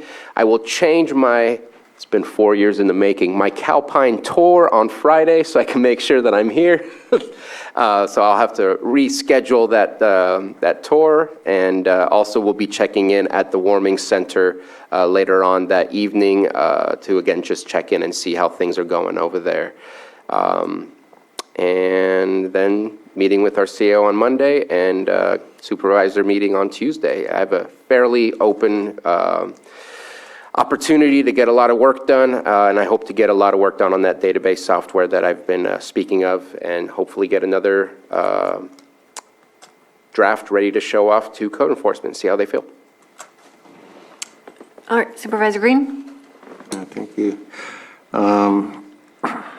It's more of a listening session, and I don't know if it's going to time out, but a State Water Resources Control Board is meeting today, and they do have a Clear Lake Hitch item on the afternoon calendar, no sooner than 1 p.m. It's not an exactly timed item, so I don't know exactly where we're at in terms of crafting our engagement strategy, and it's a non-action item, so I don't expect anything earth-shattering to happen today, but it is on calendar for those that have the ability to tune in and interest. Wednesday, it's like a Lake County Children's Council. In the evening, I'll be zooming into Sonoma County is scoping a programmatic EIR. They're looking at revamping their cannabis permitting program fairly substantially, and I'm interested in seeing how that scoping process is going to look like, so I'll be attending that. Thursday, Mental Health Advisory Board. Friday, it looks like we still have that special meeting. And just to echo everyone's compliments about the storm response, staff has just been amazing. Other agencies have been amazing working in concert with staff. I know they are stretched so entirely thin, but a special shout out to Sheriff Howe and Director De Leon, and appreciate them working with me a little bit to ensure people are safe out in the Highland Springs. I know this weather is crazy, and we run between occasional blizzards and blue skies, and where everything looks perfectly safe. But whether you're on public lands or your private lands, there's a lot of widowmakers out there, a lot of downed trees, a lot of hazards that we just don't have the ability to get to immediately. So understanding that, and people expressing patience and understanding as our crews prioritize what needs to get done first, which generally involves roads in this county and down power lines, and then we fill in the gaps later for those other needs. So I appreciate everyone's patience as we get through this latest series of storms and look forward to this next atmospheric river event. So, buckle up, everybody. Thank you. I think it's pretty incredible that we're living through a storm that no one can really remember in history, or a storm series. And as difficult as it has been, it's also pretty incredible. So I'm trying to stay positive and out there and enjoying the multiple feet of snow that I have in my yard. And, huge thanks to the road crews that have been out. It's been a long haul this winter, starting way back from our atmospheric river storms in the beginning of January and late December. And eventually the sun is going to shine and it's going to stop precipitating. Spring is right around the corner, but they continue to work so hard on our behalf. The South Lake Fire Volunteers continue to run their plow every single day, addressing needs as they come up to keep the roads clear for emergencies. If our road crews can't get to it, because for the first time in a long time, they've been having to plow at low elevations, and that that affects people at the higher elevations. So to have that volunteer out there driving day and night is pretty incredible. So I have a lot of thanks and gratitude for not just our staff, but everybody else that's out there volunteering and helping and out there with their chainsaws and doing whatever it takes. So again, we live in a pretty special community, and I'm grateful for everybody who's out there. We did meet with PG&E last week. They sent a delegation up here, and our Vice Chair Simon joined us via Zoom, talking about undergrounding strategies, vegetation work, trees, all of it. We've come a long way with our relationship with PG&E. Before I was on the board, I sat through a lot of meetings when there was a lot of frustration, and to have the communication that we have now and the attention that we have now, it's not always perfect, but they are here, and they really worked quickly to get power restored after the first storm set, and there have been very few outages over the last couple days. I almost hate to say that, but if you're home and if you're stuck in your home and your driveway's not plowed or your road's not plowed, at least your power's on. And it's much more comfortable. So get out and do that preparation tomorrow. It looks like today, it looks like we're going to be hit pretty hard this evening and this late afternoon. So I hope everyone is out doing whatever it takes to get prepared. Then tomorrow afternoon is the time to get ready for the rainstorms that are coming. So, we do live in a rural area. And with that, we have some expectations that, we have to be prepared and do what we can to take care of ourselves. So I appreciate that everyone is doing that and making those moves, but try as hard as you can to stay positive, because we cannot control the weather, and ultimately this precipitation and this cold weather is what we need, and I'm grateful for it to continue. So tomorrow, agenda review, and then I will be at the Middletown Unified School Board meeting later in the day. Thursday, Fire Safe Council, then I'll be speaking at Woodland College for Women's History Month. I've got the geothermal meeting. And Friday,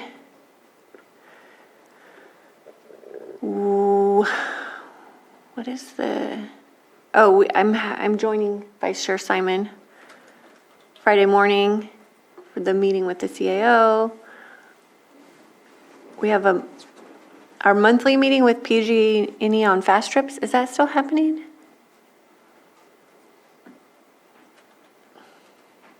I'm not sure about that. Was that you?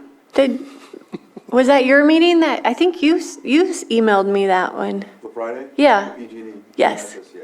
Okay. Sorry, I was looking at something. That's okay. I'll be joining you for that. That's Zoom, right? Yes. Okay. And then I think so. It's in my email. Okay. And then I've got my NACO breakout group at 11. I'll be here for the board meeting, although I had intended to go to Cobb Mountain Kindergarten the Arctic Animal Fair, which I was really looking forward to, getting my dose of Kinders. So I'll have to catch them another time and join all of my colleagues here for our special meeting. And Saturday is the rescheduled crab feed for the Cobb Mountain Lions, who generously continues to show up for the community and open their warming center. Kelseyville's St. Patty's Day Swig and Jake has been canceled, so that's unfortunate. And then Monday, our meeting with CAO Parker, and then back here on Tuesday. Okay. So that is it for our regular items. We'll move into closed session. We have quite a few things today to get to.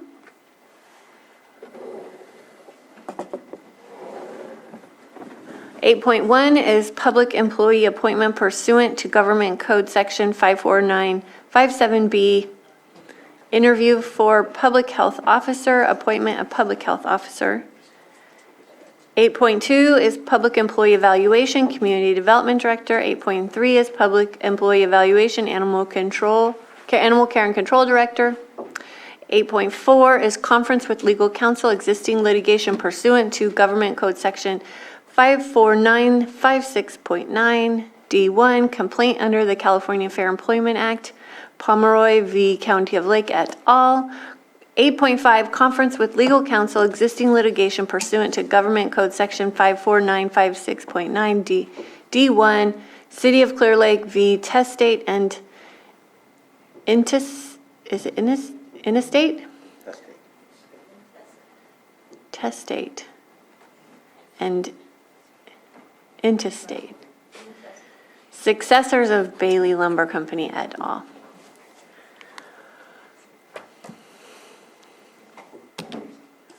Okay. Yeah. Yeah, that's it. 5-minute break. Let's take a break.